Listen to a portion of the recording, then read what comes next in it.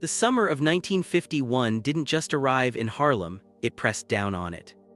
The heat was thick and sticky, the kind that crawled up from the subway vents and wrapped around you like a heavy blanket you couldn't kick off. The streets felt softer, tempers felt shorter, and even the toughest men moved a little slower. It was the kind of weather that made you irritable without knowing why. But for Ellsworth Bumpy Johnson, the heat was what had him uneasy. Harlem's kingpin was sweating for a different reason. For the first time in years, he felt exposed, like someone had him in their sights. He could almost feel the weight of crosshairs resting between his shoulders. The unsettling part, he had no idea who was aiming. It had started 2 weeks earlier, on what should have been a normal Tuesday.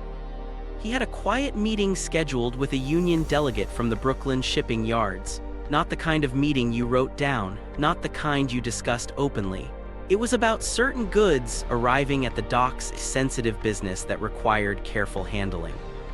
The location was intentional, a small, family-owned Italian restaurant on the Lower East Side, Lombardi's.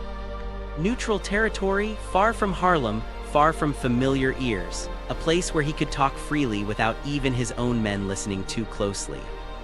Only 3 people knew about that meeting.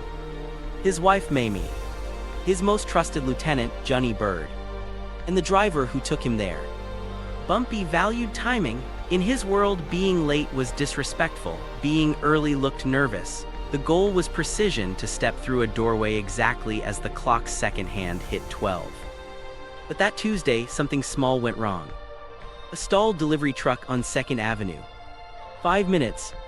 Just 5 minutes sitting in thick traffic, humid air clinging to his suit, watching steam curl up from the taxi in front of him. 5 minutes of delay in a life where minutes mattered. When his black Cadillac Fleetwood finally pulled up outside Lombardi, he checked his watch, irritation flashing across his face. He reached for the door handle, already forming a calm apology in his mind. He never got the chance to say it. Before the driver could even move the car into park, the front of Lombardi's exploded. It wasn't a small blast, it wasn't smoke from a kitchen accident. It was a violent, chest-punching shockwave. Orange flames and thick black smoke burst through the windows, sending shards of glass flying into the street with a roar that swallowed everything else. The explosion shook the heavy Cadillac so hard it rattled Bumpy's teeth and cracked the windshield. He stared as the restaurant sign swung helplessly from one hinge before crashing down and shattering on the pavement. Bricks and dust rained into the street.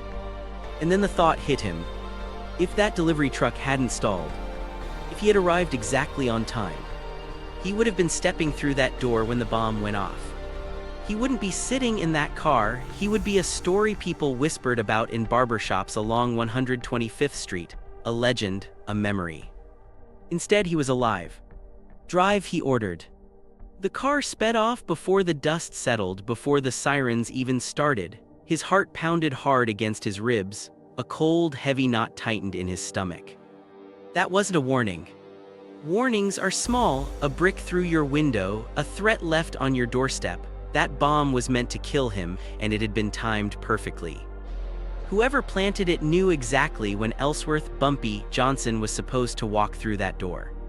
3 days later, they tried again. He was leaving his apartment at 409 Edgecombe Avenue. For the past 72 hours, he had been on edge, doubling his security, changing his schedule, never leaving at the same time twice, never taking the same route. That morning, he made a last-minute choice. Instead of using the main entrance, he slipped out through a side door that opened into the alley, a heavy steel door he hadn't touched in months. The alley was quiet, too quiet. Tall brick walls blocked out most of the light. The air smelled of damp stone and garbage. He took 2 steps toward the car waiting for him. Then he saw it. A tiny flash of light on the rooftop across the way, just a quick glint, sunlight bouncing off metal. Years of prison yards and hard lessons kicked in before his mind could catch up. He dropped. He threw himself flat onto the dirty pavement just as a rifle cracked through the morning air. The sound sliced above his head. A bullet slammed into the stone doorframe exactly where his head had been a split second earlier. Chips of stone sprayed down onto his hat. He didn't wait. He scrambled back inside on his hands and knees, shouting for his men. They rushed out with guns drawn, scanning the rooftops. Too late. The shooter was gone. Later, all they found was a still warm cigarette butt and a clear, perfect view of the side door. Bumpy sat in the hallway, leaning against the heavy oak door, breathing hard. He wasn't shaking because he was scared. He was shaking because he was furious. The Bronx crew, the Jewish syndicate, it had to be them. The precision, the planning, the resources, they were the only ones fighting him over expanding the numbers racket into the Bronx. But even they weren't fortune tellers. They couldn't have known about a private meeting at a random Italian restaurant on a Tuesday. They couldn't have predicted he would use a side door he hadn't touched in months. Unless someone told them. The truth settled on him slowly, heavily. This wasn't just an outside enemy. There was a rat. Someone close. Someone who sat at his table, someone who broke bread with him, someone he trusted with his life. And that realization cut deeper than any bullet ever could. And whoever was after him wasn't guessing. They were getting it right every single time. That evening, the apartment on Sugar Hill felt tight and heavy, like the air itself was holding its breath. Electric fans hummed in the corners, fighting the summer heat, but they couldn't chase away the tension sitting in the room. Ellsworth Bumpy Johnson stood by the window, slightly lifting the blinds to watch the street below. For the first time in years, he didn't feel like a king. He felt trapped. Like a man locked inside his own empire, unable to step outside without wondering if the person striking a match nearby was about to light the fuse on his coffin. Across the room, Johnny Bird sat quietly on a velvet sofa, cleaning his fingernails with a small pocket knife. He was small, thin, easy to overlook, the kind of man you'd forget 5 minutes after meeting him. And that was exactly why he was dangerous. Johnny saw everything. He heard everything. And he forgot nothing. He was the only man Bumpy trusted without hesitation, the only one whose loyalty wasn't up for sale. "They're getting closer, boss," Johnny said softly, not even looking up. "That shot this morning, that wasn't luck, that was professional. The old Murder Inc. types used shooters like that, and they weren't cheap." "I know it was professional," Bumpy snapped, turning from the window. He poured himself a glass of water, gripping the crystal so tightly it almost cracked in his hand. "The question is who's pulling the trigger," he said. "The question is who's pointing." Johnny paused. "You think we've got a leak?" "I don't think," Bumpy replied, packing the room slowly. "I know." His shadow stretched long across the floor as he walked.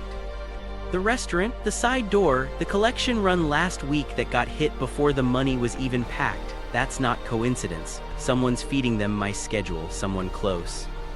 Johnny stopped cleaning his nails and looked up, eyes narrowing. "Who?" "That's the problem," Bumpy said quietly. He stopped near the fireplace. "It could be anyone. Whispers has gambling debts. Roland's ambitious, always talking about expanding, modernizing. Big Sam is loyal, but he's simple. Maybe someone tricked him." Johnny's voice stayed calm, almost cold. "We could shake the tree, bring them in one at a time. A little pressure usually makes the truth come out." Bumpy shook his head immediately. "No, the minute we start interrogating people, the rat goes quiet. He disappears, stops talking to the Jews, and then we never find him." He paused. Or worse, he panics, makes a desperate move. His eyes drifted toward the closed bedroom door. Mamie was resting inside. The thought hit him like ice water. If the traitor felt cornered, he might not come for Bumpy directly. He might try to hurt someone softer, someone closer. His wife. He had built his world to protect her, to give her comfort, to make her feel like royalty. If his enemies brought violence to her doorstep because of him, he wouldn't survive that guilt. He straightened. This had to end. And it had to end fast. "I need him to step out on his own," Bumpy murmured. Staring at a painting on the wall but not really seeing it. "I need him to feel safe. Safe enough to make a mistake. I need him to think he's won." Johnny didn't hesitate. "He won't believe that until you're in the ground," he said bluntly. "As long as you're breathing, that rat is still going to be nervous." The words hung in the air. Ellsworth Bumpy Johnson slowly turned to look at him. "Say that again," Bumpy said quietly. "He won't feel safe until you're buried," Johnny repeated. "Right now, he's still scared of you." Bumpy leaned back against the mantel. A slow smile spread across his face, not a warm one, not a happy one. It was the kind of smile a chess player gives when he sees the win before anyone else does. "Then let's bury me," he said. The idea sounded crazy, reckless, something out of a movie, not real life, but Bumpy wasn't a man who played it safe, and right now he had no other move left. He began explaining the plan to Johnny. It had to be airtight, no leaks, no rumors, no wide circle. Only the two of them would know the full truth. There would be no big public funeral, too many people, too many moving parts. Instead, it would be small and private, just his lieutenants, just the inner circle, the same men who had access to his schedule. If there was a traitor, this would flush him out. But first he had to tell Mamie. That was the hardest part. He walked into the bedroom. Mamie was sitting up in bed reading, the lamp beside her casting a soft golden light across her face. She looked up immediately. The moment she saw his expression, she knew. She had seen that look before. It meant trouble. It meant something heavy. It meant he was about to ask for something impossible. "What is it?" she asked, closing her book. "Is it the police?" "No," Bumpy said softly. He sat on the edge of the bed and took her hands. Her skin felt warm, steady, alive. "Mamie, I need you to do something," he said, "and it's going to be the hardest thing I've ever asked of you." Her fingers tightened around his. "Is it dangerous?" "Not for you," he said, "but it's going to hurt." He took a breath. "I need you to act. I need you to give the performance of your life." He told her everything: the fake heart attack, the staged death, the quiet funeral, the open casket. As he spoke, the color drained from her face. She pulled her hands away. "No," she whispered. "Bumpy, no, you're asking me to pretend you're dead, to mourn you while you're still alive. That's not something you play with. You don't joke with death like that." "It's the only way," he said, grabbing her hands again.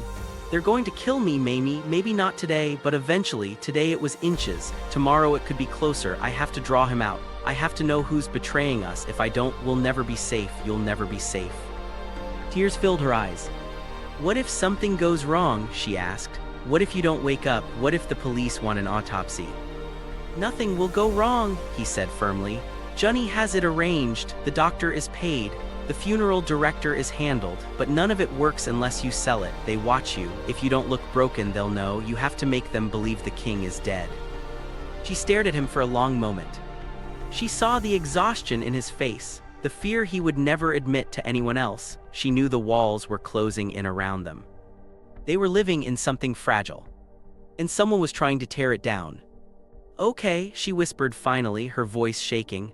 "I'll do it. But you promise me, Ellsworth Johnson, you promise you're coming back to me. You don't leave me alone in that church." He kissed her forehead gently. "I promise," he said, "I'm not going anywhere." The next day, the news spread through Harlem like thunder. Bumpy Johnson was dead. Official cause: a massive heart attack. It happened at Wells' Supper Club, over a simple plate of chicken and waffles. Bumpy was sitting there with Johnny and Mamie when, out of nowhere, he grabbed his chest. His face drained of color. The waiters froze in panic as he slumped forward onto the table. By the time the ambulance arrived, he was dead. At least that's what everyone believed. In reality, it was a carefully staged performance. Bumpy had taken a small dose of a Haitian tetrodotoxin mixture Johnny had arranged, just enough to slow his heartbeat and lower his body temperature so he would appear lifeless during a quick examination. The ambulance, driven by Johnny's cousin from Queens. The paramedics, Bumpy's own men in uniform. They didn't take him to a hospital. They drove him straight to the back entrance of a private funeral home on 116th Street, owned by a man who owed Bumpy more favors than he could ever repay. And just like that, Harlem's king was officially gone. Bumpy lay on a metal table in the funeral home's preparation room, staring at stained ceiling tiles. It was a strange feeling being dead. Outside, life went on. Car horns blared, people argued, the city moved like it always did. The room smelled of formaldehyde and lilies, thick and sweet in a way that turned his stomach. An hour later, Johnny walked in, dressed in black, his face serious. "It's done, boss," he said quietly. "The news is everywhere. The Jewish crews are celebrating. I heard they're popping champagne in Brooklyn. They think stress finally got you." Let them celebrate, Bumpy replied, his voice rough from the drug. His tongue felt heavy. What about my men? They're shaken, Johnny said. Whispers looks like he lost his father. He was crying in the lobby. Big Sam's punching walls. Bumpy nodded slowly. But he asked. Johnny hesitated. There's already talk about who takes over. Your body's not even cold and they're circling. Who? Bumpy asked, carefully pushing himself up. The drug still made him dizzy. Roland. Bumpy's eyes narrowed. Roland, of course. Young, stylish, ambitious, always dressed sharp, always chasing attention. Bumpy had kept him close but controlled, and Roland had never liked that. Roland saw himself as the future. He quietly believed Bumpy was becoming the past. What's he doing? Bumpy asked. He's telling everyone you chose him, Johnny said, disgust creeping into his voice. He claims you told him last week that if anything happened, he should take the chair. He's already giving orders, moving people around. Bumpy's jaw tightened. Did I say that? He asked dryly. I don't remember that conversation, Johnny replied with a faint smirk. Is he the rat? He fits, Johnny said. Spends more money than he makes. Been seen downtown a lot lately, but we need proof. We need him to expose himself. He will, Bumpy said calmly, lying back down on the metal table. Tomorrow. Preparations for the funeral moved quickly and quietly. Mamie played her role perfectly. She refused visitors. She stayed inside the apartment, crying loudly enough for the neighbors to hear. Her grief echoed down the hallway, heavy and real. No one dared question it. No one dared knock twice. As far as Harlem knew, the king was gone. Mamie played her part completely. She was the broken widow, unreachable, overwhelmed, drowning in grief. No one could get close to her. No one could comfort her. The funeral was scheduled for the next evening in a small private chapel connected to the funeral home. According to Bumpy's will, a document Johnny had forged that very morning, he wanted an open casket but a closed service. No press, no public crowd, no big display. Just the inner circle, the men who mattered. The night arrived. The chapel felt tight and heavy, like the air wasn't moving. Candles flickered along the walls, throwing long shadows that shifted with every small movement. At the front of the room stood a polished mahogany casket trimmed in brass and lined with white silk. Inside lay Ellsworth Bumpy Johnson. He wore his finest suit, deep blue silk that caught the candlelight. His hands were folded neatly across his chest, a rosary resting between his fingers. His face had been powdered pale, almost wax-like. The drug had worn off hours ago, but he had prepared for this. He had practiced slowing his breathing, taking the smallest, shallowest breaths possible. His chest barely moved. He had trained himself to be still, to exist somewhere between life and death. He could hear them entering. Heavy footsteps trying to be quiet on stone floors, soft whispers, the sound of men clearing their throats to hide emotion. He recognized every voice. Whispers was crying softly, sniffling as he wiped his nose. Big Sam muttered prayers under his breath, his voice low and steady. And then there was Roland. Roland wasn't crying. Roland was talking. He looks peaceful, doesn't he? Roland said. His voice was too steady, too confident. There was no shake of grief in it. He sounded more like a man examining something he had just acquired. Shut up, Roland, Whispers snapped quietly. Show some respect. The man is dead. I do respect him, Roland replied smoothly. But life moves on. Bumpy would want us strong. We can't look weak in front of the Jews. Somebody has to step up. Bumpy lay there listening to the man who was already reaching for his throne. Anger flared inside him, hot and sharp. But he swallowed it. Not yet. The service itself was short. The preacher, a man on Johnny's payroll who asked no questions, read a few psalms about shadows and valleys. Mamie sat in the front row, covered in black lace. And she cried. She didn't fake it halfway. She cried like her world had collapsed. She called his name softly, begged him to come back. Even knowing it was part of the plan, it pierced his heart. The sound of her voice nearly broke his focus. If anyone doubted her grief, they didn't after that. Then it was time for the viewing. One by one, the men stepped forward. Bumpy felt their presence before they spoke, the warmth of their bodies, the faint scent of cologne and tobacco. Whispers leaned down and kissed his forehead. Real tears fell onto Bumpy's skin. "Goodbye, boss," he whispered hoarsely. "You were the best of us. I'll watch over Mamie, I promise." And Bumpy stayed perfectly still, waiting. Bumpy wanted to reach up and squeeze Big Sam's hand to tell him everything was fine. But he didn't move. He couldn't. Big Sam stepped forward after Whispers, resting his large hand on the edge of the casket. "Rest easy, King," he said quietly. Then Johnny approached. He leaned in, pretending to straighten Bumpy's tie. "We're close," Johnny whispered, barely moving his lips. "Everyone's leaving. I told them Mamie needs a private moment, but Roland, he's staying behind, says he wants one last goodbye." Bumpy didn't react, but inside his mind locked in. The trap had worked. The rat had taken the bait. One by one, the footsteps faded. The heavy wooden doors of the chapel creaked open, then shut with a solid thud. Silence filled the room. Only the soft crackle of candles and the distant sound of traffic drifted in from outside. But Bumpy knew he wasn't alone. He listened carefully. A shoe scraped lightly against the stone floor. Slow steps. Calm steps. Confident steps. Not the walk of a grieving man. The walk of someone who thought he had won. The footsteps stopped beside the casket. Bumpy could hear Roland's breathing now, quick, almost excited. Then Roland laughed. It was low, ugly, full of victory. "They called you a king," Roland whispered, leaning over the casket. Bumpy could feel his breath against his face, a mix of expensive scotch and cheap tobacco. "You weren't a king," Roland continued softly.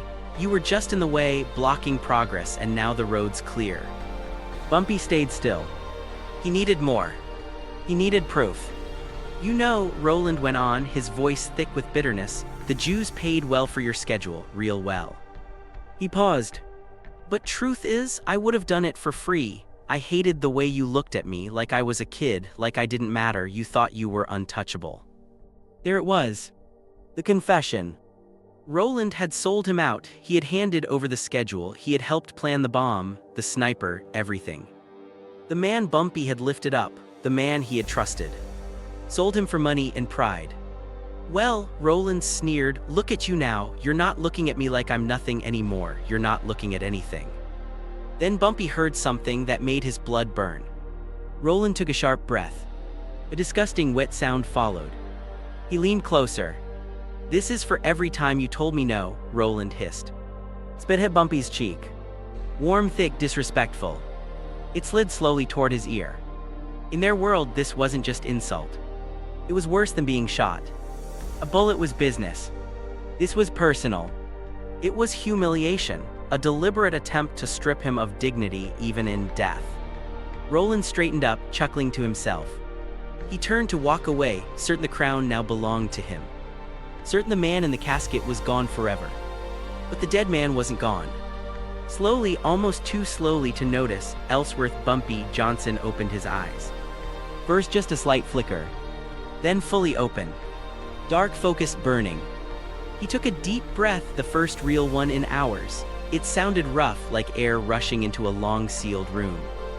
Roland froze. He hadn't seen the eyes open. But he heard the breath. And it sounded like a corpse coming back to life. Roland stopped mid-step. He turned around slowly. The color drained from his face. The smug smile he'd been wearing disappeared. Bumpy sat up. Not quickly, his body was stiff from lying still so long, so the movement looked slow, unnatural, mechanical, like something rising out of a nightmare. He gripped the silk lining of the coffin and pulled himself upright. The candlelight flickered across his pale, made-up face. He still looked dead except for his eyes. His eyes were fully alive. Roland's mouth fell open. No words came out, just a strangled, broken sound. His mind couldn't process what he was seeing. Bumpy Johnson was dead. He had seen the body. He had heard Mamie cry. He had believed it. Calmly, Bumpy reached into his breast pocket and pulled out a silk handkerchief. Without rushing, without shaking, he wiped the spit from his cheek. He looked at the cloth, folded it neatly, slipped it back into his pocket. Then he looked straight at Roland. "You missed a spot," Bumpy said. His voice was low and rough, like gravel dragged across stone. Roland screamed. Not a tough guy shout. Not anger. It was the raw scream of someone whose world had just shattered, the kind of scream that comes from the deepest part of the chest when fear takes over completely. He stumbled backward, his expensive shoes sliding on the smooth stone floor. He hit a pew and tripped, falling hard onto his back. He scrambled away, pushing himself across the floor, eyes wide and locked on the figure rising from the casket. "No," he shrieked, his voice cracking high. "No, no." Bumpy stood up fully. He didn't rush. He didn't lunge. He rose steadily, like something unstoppable. He placed his hands on the edges of the casket and stepped onto the platform. The candles flickered, casting moving shadows across his pale face and sharp features. In that moment, he didn't look like a man who had just come back. He looked like judgment, dressed in a blue silk suit. He stepped out of the casket slowly and stretched his legs, shaking them slightly to get the blood flowing again. And he kept his eyes on Roland the entire time. He fixed his jacket and straightened his tie, such a normal, everyday move that it somehow made everything feel even more chilling. Then he stepped down from the platform and walked calmly toward Roland, who was curled up on the floor. "I'm not a ghost, Roland," Bumpy said, his voice low and steady, carrying the weight of authority. "I'm something worse, I'm your boss." Suddenly, the heavy oak doors of the chapel flew open with a loud crash that echoed off the walls. Johnny Bird rushed in first, his face hard and focused. Right behind him were Whispers, Big Sam, and two of Bumpy's most loyal men. They had been waiting in the vestry for a signal, but Roland's scream had told them everything they needed to know. They froze when they saw the scene. Roland was on the floor, crying and gasping for air, trying to crawl under a pew like a terrified child. And standing over him was Bumpy Johnson, the man they had just mourned, the man they believed was dead. "Boss," Whispers' breath, lowering his shotgun in disbelief. You're alive." Bumpy didn't answer, he didn't even look at them. His eyes stayed locked on Roland, holding him in place without saying a word. Roland saw the others come in, and whatever control he had left completely fell apart. He was trapped, facing a man he thought was dead and a room full of armed killers. Fear wiped out any sense of loyalty or reason. He looked at the men he once called brothers and saw nothing but his own end staring back at him. In desperation, he reached into his jacket. "He's got a gun," Johnny shouted, raising his pistol. Roland pulled out a small .38 revolver from his shoulder holster. He scrambled to his knees, his hands shaking so badly the barrel waved wildly. He didn't even know who he was aiming at, the man who had risen from a coffin or the men blocking the door. His finger tightened on the trigger. "Drop it, Roland," Big Sam shouted, stepping forward with his own heavy gun raised. In an instant, the shock of seeing Bumpy alive disappeared. Instinct took over. Every man in the room drew his weapon and aimed straight at Roland's chest. 5 guns were trained on him at once. The air in the chapel felt tight and charged like a storm about to break. "Drop the gun," Whispers yelled, his voice ringing through the high ceiling. "Do it now." Roland looked at the wall of weapons pointed at him, then he looked at Bumpy. There was no anger in Bumpy's face, just cold certainty.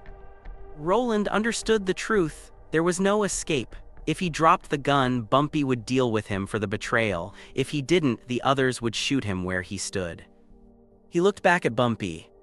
Bumpy wasn't holding a weapon, he wasn't shouting, he wasn't even moving. He was just standing there a few feet away, watching. A deep, crushing disappointment spread across Bumpy's face. "You set me up," Roland cried, his face wet with tears, sweat, and panic. "You tricked me, you were never dead, you played me." "You played yourself," Bumpy replied calmly, taking one slow step forward. "You spat on me, Roland, on a man who treated you like a son. You turned on the hand that fed you."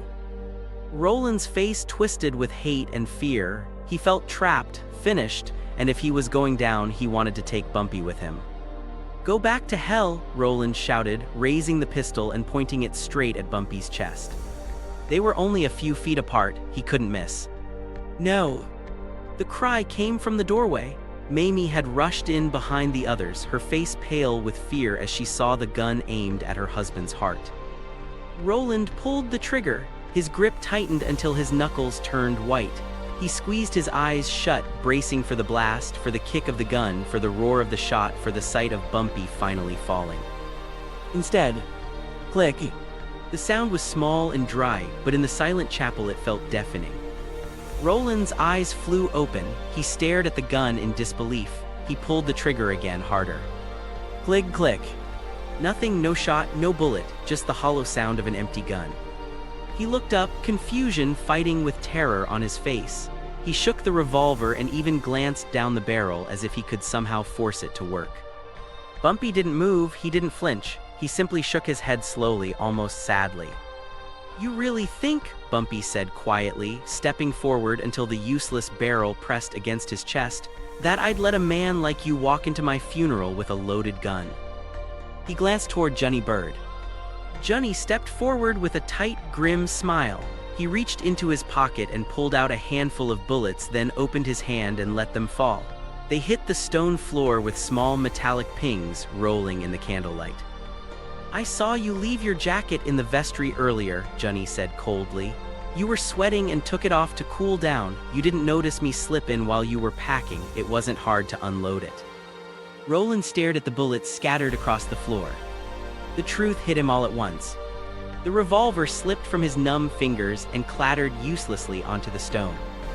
Roland fell forward onto the floor, pressing his forehead against the cold stone as he sobbed uncontrollably. "It's over," Bumpy said quietly.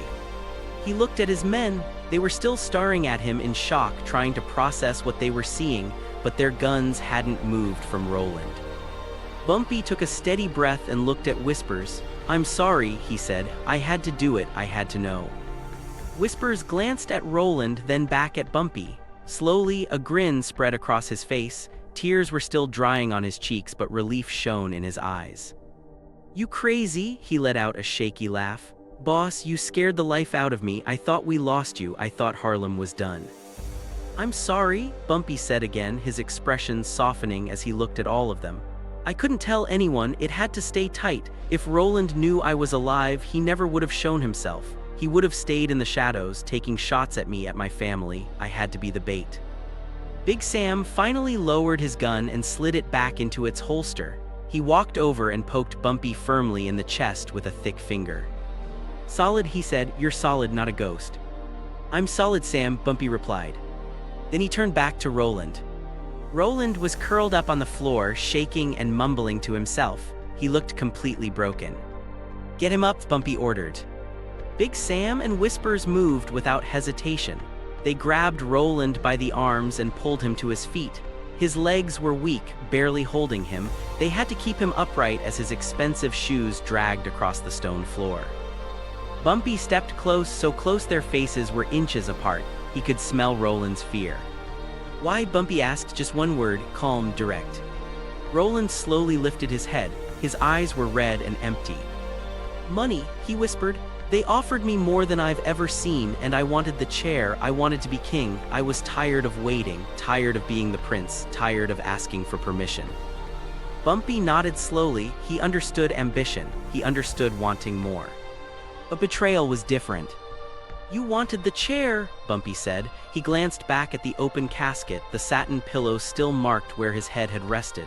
"You wanted my spot so badly you were ready to kill for it. You were ready to stain my name for it. You wanted to bury me so you could rise."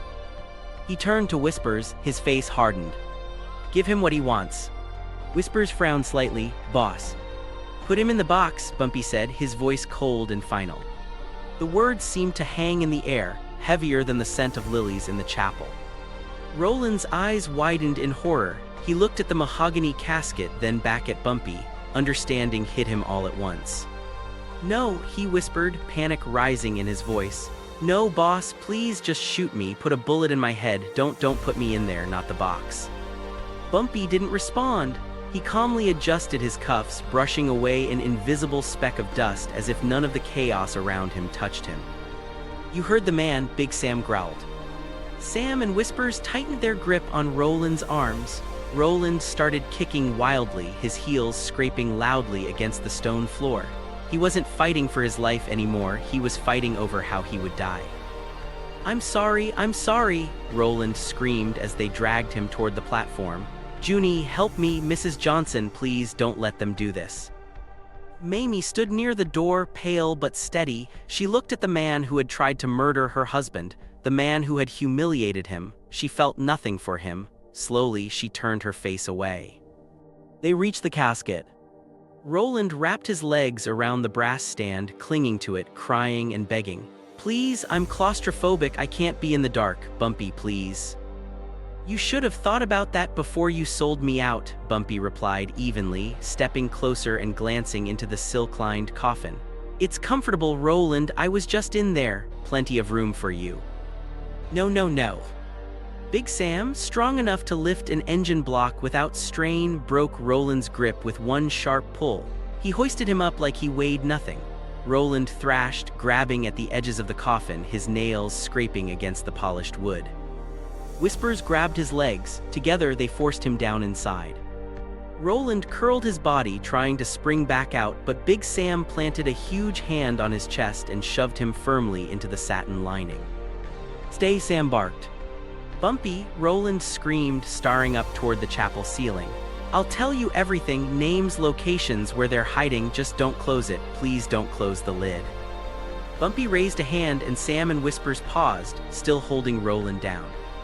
Bumpy leaned over the casket and looked down at him. Roland was gasping for air, sweat soaking through his shirt, his chest rising and falling rapidly. "You'll give me names?" Bumpy asked quietly. "Yes, yes," Roland said quickly, hope flashing in his eyes. "The Jewish crew, the ones who paid me, their contact's a guy named Goldberg. He runs a deli on 4th Street. They meet in the basement. I can take you there. I'll give them to you." Bumpy nodded slowly. "Goldberg on 4th. Yes, I swear, just let me up." "I'll work for you for free," Roland begged. "I'll do whatever you say, I'll be your dog, just don't bury me." Bumpy looked at Johnny Bird. "Write that down, Johnny Goldberg, 4th Street. Johnny pulled out a small notepad and quickly scribbled it down. "Got it, boss." Bumpy turned back to Roland and gave him a tired, almost sad smile. "Thank you, Roland, you finally made yourself useful." Roland broke into tears of relief. "Thank you, boss, I won't let you down, I swear." "I know you won't," Bumpy replied calmly. Then he reached for the heavy mahogany lid of the casket. Roland's eyes widened in panic. "Wait, you said." "I didn't promise you anything," Bumpy said evenly. "I just listened." "No," Roland screamed as he realized he'd been fooled. He tried to push himself up, but Big Sam forced him back down with a grunt. "You wanted to be king," Bumpy said, his voice turning cold and firm. "The king is dead, Roland, long live the king." And with that, Bumpy slammed the lid shut. The sound echoed through the chapel, a deep final thud. The screaming from inside became muffled instantly, turning into frantic pounding against the wood. The thick casket dulled the noise, reducing his terror to heavy thumps and vibrations. "Lock it," Bumpy ordered. Whispers snapped the brass latches into place. Click, click. The pounding grew louder. The casket shook on its stand as Roland kicked and punched from inside, fighting the darkness. "What do we do with him, boss?" Big Sam asked, staring at the trembling coffin. "We really going to bury him? The ground outside's soft, we could dig a hole fast." Bumpy looked at the casket for a long moment. He straightened his tie again, feeling the rush of adrenaline drain away, replaced by deep exhaustion. "No," he said at last, "we're not savages, we don't bury men alive, that's not how we do business." The men visibly relaxed. Even for them, that would have been a line crossed. "Then what?" Johnny asked. "Leave him in there," Bumpy said, "for an hour, let him scream, let him sit in the dark, let him think about the spit on my face, let him think about every dollar he took to betray his own people, let him understand what it feels like to be dead." Bumpy walked over to a pew and sat down heavily. He pulled out his handkerchief and wiped his face again, scrubbing the spot where Roland had spat until the skin turned red. Then, Bumpy went on calmly, "We take him out, put him in a car, and drop him at the police station." "The police?" Whispers asked, confused. "Boss, he's a rat, they'll flip him, he'll start talking about the numbers, the shipments, everything." "No, he won't," Bumpy said, glancing at the shaking casket. "Because Johnny's going to call the precinct first. He's going to tell them Roland confessed to the bombing at the restaurant, and to the sniper shot. That's attempted murder." Johnny nodded, understanding immediately. "But that's not all," Bumpy continued. Roland also admitted he's working with the Jewish mob. When we drop him off, we make sure that news spreads. We make sure the Italians hear it. The syndicate will know he cracked, that he gave up Goldberg, that he gave up the safe house. A grim smile crossed Bumpy's face. The police station will be the safest place in the city for him for a little while, because the second he steps outside, the people he betrayed are going to think he talked. They'll think he gave them up to save himself, and they'll come looking. Big Sam's eyes sharpened with understanding. They won't just come looking. No, Bumpy said quietly. They'll erase him. He took their money, he failed, and now he's a problem. He shook his head slightly. We don't have to kill him, Sam. We just have to let everyone know what he is. The casket was still trembling, but the pounding had grown weaker. Either the air inside was thinning or Roland was running out of strength. Let him sit, Bumpy said. He needs time to think. Then Bumpy straightened his jacket and walked over to Mamie, who was still standing near the door, watching everything in silence.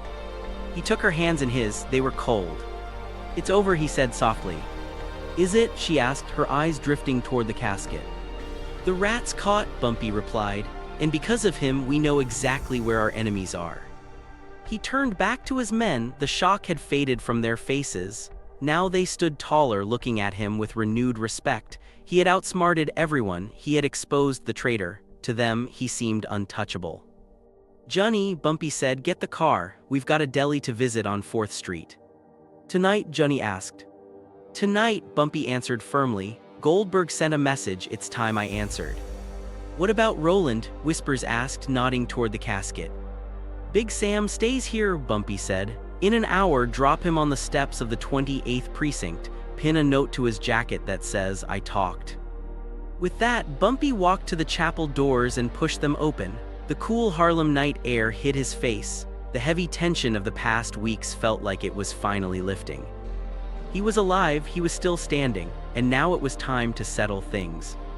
As he walked down the steps, he could still hear the faint, muffled screams coming from inside the church. It was a harsh sound, but to him it felt like justice. The ride to 4th Street was quiet. Johnny drove. Whispers sat in the back seat with a Thompson resting across his knees. Bumpy stared out the passenger window, watching the city lights blur by. He felt calm. The betrayal had been exposed. Now it was time for consequences. Goldberg's deli sat on a quiet corner that marked the edge of rival territory. It looked small and ordinary, metal gates pulled down for the night. But Bumpy knew the real business didn't happen in the front shop. It happened downstairs in the basement where deals were made out of sight. Johnny pulled the car to the curb. Stay here, Bumpy told Whispers. Keep the engine running. You're not going in alone, boss. You're not going in alone, boss, Whispers asked. I'm not alone, Bumpy replied calmly. I've got Johnny, and I've got Surprise on my side. As far as Goldberg knows, I'm still laid out in a funeral home. Bumpy stepped out of the car and straightened his jacket. He walked to the side of the deli, the delivery entrance, and tested the handle. Locked. Johnny stepped forward and pulled out a small set of lock picks. A few quiet seconds later, there was a soft click. They slipped inside. The smell of cured meat and sawdust filled the air. They moved quietly through the dark kitchen toward the heavy basement door. From downstairs, Bumpy could hear voices, laughter, glasses clinking, men celebrating. He reached the door. He didn't knock. He kicked it open. The door slammed hard against the wall. Bumpy started down the stairs, his steps slow and deliberate. 4 men sat around a card table in the basement. At the center was Goldberg, heavyset, a cigar in hand. A bottle of champagne sat open on the table. To Bumpy Johnson, Goldberg was saying, lifting his glass, may he. He stopped mid-sentence. The glass slipped from his fingers and shattered on the floor. All 4 men stared at the bottom of the stairs. Bumpy Johnson stood there, pale from the funeral makeup, dressed in a dark suit that made him look like he had stepped out of a grave. For a moment, no one moved. Goldberg's mouth opened and closed, but no words came out. Bumpy, he finally whispered. Evening, Goldberg, Bumpy said, stepping into the room. Johnny followed close behind, raising his pistol and aiming it at the table. But you're dead, Goldberg stammered, pushing his chair back. We heard it was a heart attack. "Don't believe everything you read in the papers," Bumpy replied calmly. He walked over to the table and picked up the champagne bottle, examining the label. "Nice choice," he said. "You must be celebrating something important." Goldberg's hands were shaking now. The other men sat frozen, their hands hovering near their jackets, but none of them dared to reach for anything. The legend they thought was buried was standing right in front of them. "Roland sends his regards," Bumpy added. The color drained from Goldberg's face. "Roland," he repeated. "He's currently spending some time in my coffin," Bumpy said evenly, as if commenting on the weather. "He didn't have much use for it anymore," Bumpy said calmly. "He told me everything about the money, the bomb, the sniper." Bumpy poured himself a glass of champagne and took a slow sip. "It was a smart plan," he admitted. "You almost got me, but almost doesn't mean anything in our world." Goldberg swallowed hard. "What do you want, Bumpy?" he asked quietly. "Money we can pay." "I don't want your money." Bumpy set the glass down gently, then he leaned forward across the table. "I want peace." The room was silent. "You're going to pack up your operation here," Bumpy continued. "You're moving back to Brooklyn, and you're never crossing 110th Street again." One of the men at the table tried to sound brave. "And if we do?" Bumpy looked at him without blinking. "Then I'll come back," he said evenly. "And next time I won't be walking in with just one man, I'll bring an army, and this place won't be standing when we're done." He straightened up. "You've got until morning." With that, Bumpy turned and walked up the stairs. Johnny followed, backing out carefully, his gun still trained on the room. They left behind 4 shaken men. The party atmosphere was gone. What had started as a celebration now felt like a funeral. Back in the car, Bumpy finally let out a long breath and leaned his head against the seat. "Home, Johnny," he said quietly. The car pulled away, heading back uptown to Harlem. When Bumpy stepped into the penthouse in Sugar Hill, Mamie was waiting for him. She had washed her face and changed into her nightgown. The moment she saw him, she rushed into his arms. He held her tightly. He was exhausted, his body aching from the long night, but he was still standing. "Is it done?" she asked softly against his chest. "It's done," Bumpy replied. He looked out the window at the lights of Harlem, his neighborhood, his responsibility. They had tried to take him out, tried to bury him. But they had forgotten something. You can't bury a man who isn't finished. Bumpy closed the blinds. The night was over. And by morning, everyone would know exactly who was still in charge. Thank you for listening. If you enjoyed this story and want to hear more like it, make sure to like and subscribe so you don't miss the next one.